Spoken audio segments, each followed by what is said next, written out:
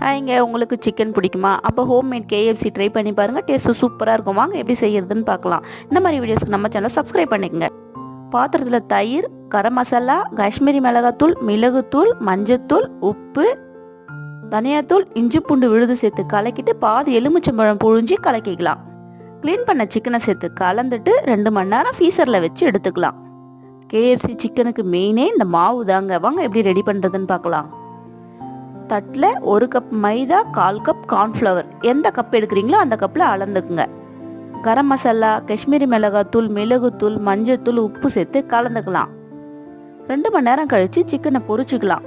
ஒரு பீஸாக எடுத்து மாவில் பரட்டி ஐஸ் வாட்டரில் முக்கி மறுபடியும் மாவில் பரட்டி எடுத்து சூடான எண்ணெயில் பொரிச்சு எடுத்தால் டேஸ்டியான கேஎஃப்சி ரெடி.